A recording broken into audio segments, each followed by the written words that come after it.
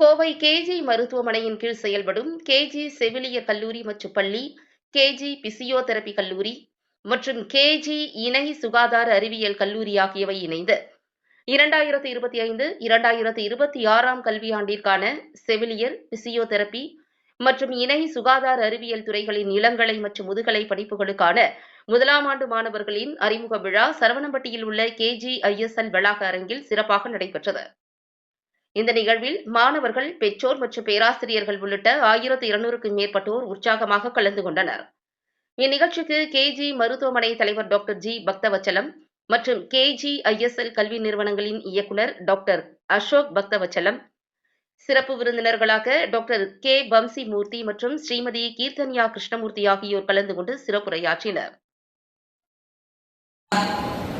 வந்தாங்க boomer aunty பேகை தூக்கிட்டு, இந்தம்மா எவ்வளோ நேரம் பேச போதும்னு சொல்லிட்டு உட்காந்துட்டு இருப்பீங்க, எப்போ முடிக்க போகிறாங்கன்னு சொல்லிட்டு. ஸோ பசியில் இருக்கிறப்போ நான் சொல்கிறது ஏதாவது எடுபட போகுதா? நான் எவ்வளோ பாவம், கை தட்டுங்க. 3வது ப்ரெஷரு, நீங்கள்லாம் வந்து தமிழ்நாட்டோட கோயம்புத்தூர், மதுரை, திருச்சின்னு சூப்பரான ஊருங்கள்லேருந்து வந்திருக்கீங்க. நீங்கள்லாம் தமிழ் பேசுனீங்கன்னா செந்தமிழ் வந்து பாயுதே காதினிலே அப்படின்ற மாதிரி இருக்கும். எனக்கு தெரிஞ்சதெல்லாம் சென்னை லோக்கல் தமிழ் தான். ஈயத்தை காய்ச்சி காதில் ஊற்றுன மாதிரி இருக்கும். நீங்கள் சுத்த தமிழ் பேச சொன்னால் கூட எனக்கு வராது. ஸோ குயிலை பிடிச்சி கூட்டில் அடைச்சி கூவ சொல்கிற உலகன்ற மாதிரி சுத்த தமிழ் பேசுகிற கூட்டத்தில் சென்னை தமிழில் நான் பேசணுன்னா நான் எவ்வளோ பாவம், கை தட்டுங்க. வம்சி சார் அவ்வளோ அழகாக இங்கிலீஷில் நல்லா உங்களுக்கு கம்யூனிகேட் பண்ணார், அர்த்தம் பொறிந்த வார்த்தைகள். ஆனால் எனக்கு யதார்த்தமாக, அவரும் ஒரு டாக்டர்னா 41 இயர்ஸில் ஒரு டிபார்ட்மெண்ட்டுக்கே ஹெட்டாக இருக்கணும்னா அவ்வளோ ஒரு ஸ்டேட்டஸ் இருக்கிறவங்க பேசுகிறப்போ நம்ம நிமிஷத்தில் முடிக்கணும், ரைட்டா? நான் முடிச்சிடுறேன். ஆனால் இந்த டைமில் நான் வந்து அட்வைஸ் பண்ணுறேன்னு சொல்லிட்டு இருக்க வேணாம். நீங்களே எனக்கு சொல்லுங்களேன், நான் கேட்கறதுக்கெல்லாம் டக்குன்னு பதில் சொல்லணும். உங்களுக்கு தெரியாத அட்வைஸ் நாட்டில் ஏதாவது இருக்கா? அவர் தான் டக்குன்னு சொன்னார், நீங்கள் யாருமே எனக்கு கேட்கல. பசங்களை நீங்கள் சொல்லுங்க, படிக்கணும், படிப்போட முக்கியத்துவம் தெரியுமா தெரியாதா? நான் சொல்றதை திரும்ப சொல்லுங்களேன். நாங்கள் கேஜி குரூப் ஆஃப் ஸ்டூடெண்ட்ஸ் கேள்வி கேட்டா பதிலே சொல்ல மாட்டோம்.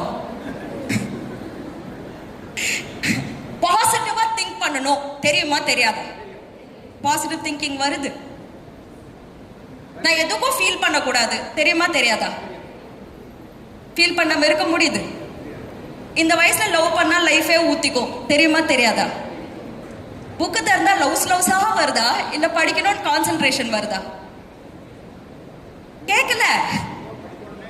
பாருங்க சார், பசங்கள்லாம் ஏற்கனவே நித்யானந்தா லெவல்ல உட்காந்துட்டு இருக்காங்க. எங்களுக்கு கான்சென்ட்ரேஷன் தான் வரும் மேடம் அப்படின்னு சொல்லிட்டு செம்ம ஃபோக்கஸோட உட்காந்துட்டு இருக்காங்க. If you are anybody like me, உங்களெல்லாம் பார்க்குறேன், ஸ்டேஜ்லேருந்து ஒவ்வொருத்தரையாக நோட் பண்ணிட்டு இருந்தேன். ஒவ்வொருத்தரும் அவ்வளோ லட்டு மாதிரி இருக்கிறீங்க. கன்னத்தில் இருக்கிற அந்த பளபளப்பு, எவ்வளோ ஒரு யூத்து, எவ்வளோ ஒரு excitement. What a rare thing it is. ஸ்கூலை முடிச்சுட்டு காலேஜ்குள்ளே எடுத்து வைக்கிறீங்க. If only you good see yourself with my eyes, right?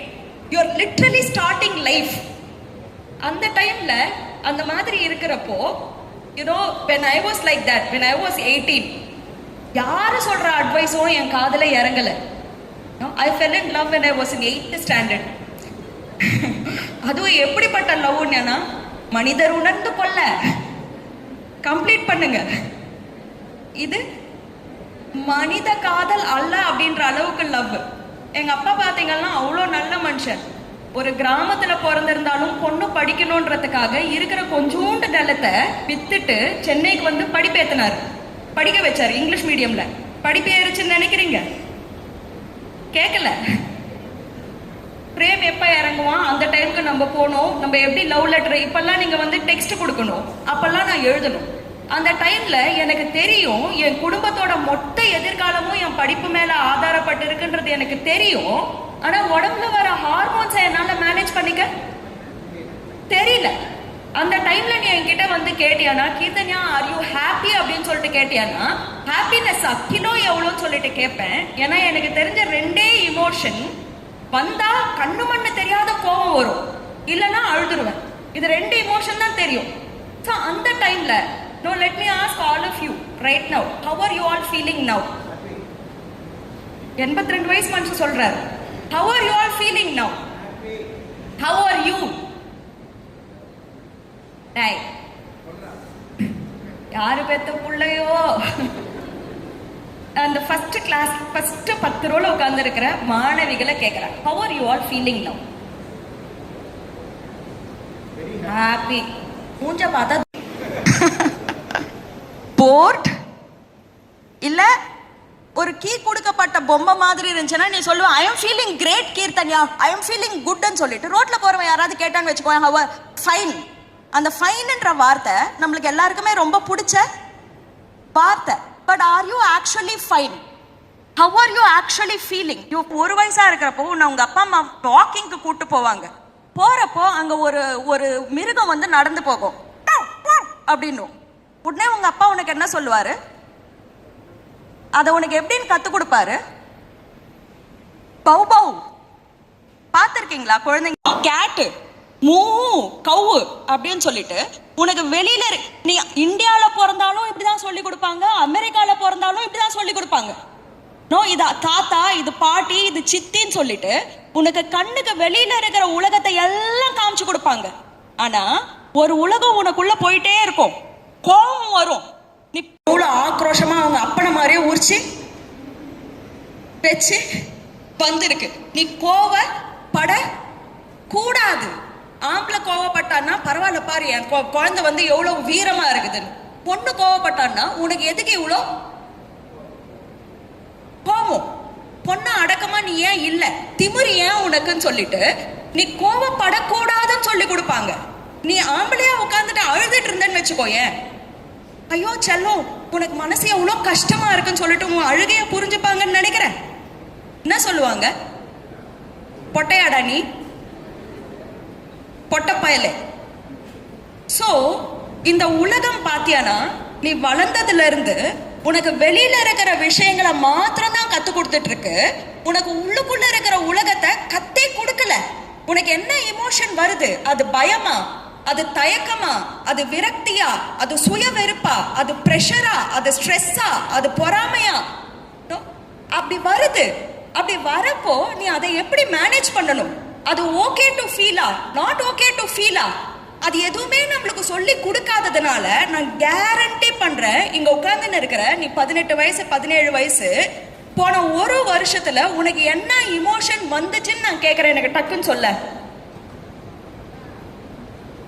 என்ன எமோஷன் வந்தது? If you are anybody like me, கோவம் சொல்லுவேன், ஸ்ட்ரெஸ்ன்னு சொல்லுவேன், பயம் சொல்லுவேன், கவலைன்னு சொல்லுவேன்.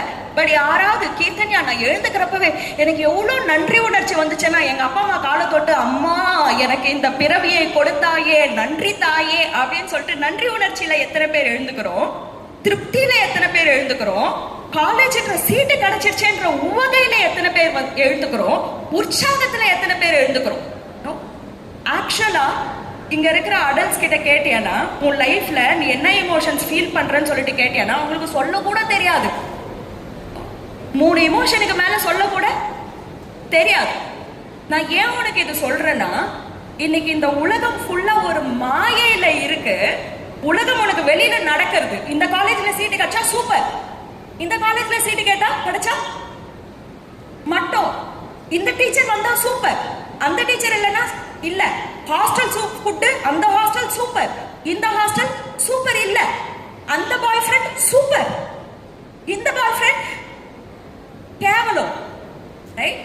இதுதான் உனக்கு சொல்லி கொடுத்துன்னு இருக்குது. இது எதுவுமே உனக்கு வெளியில நடக்கிறது கிடையாது. Life is what is happening inside of you. Life is what is happening inside of you. கொஞ்சம் யோசிச்சு பாரு.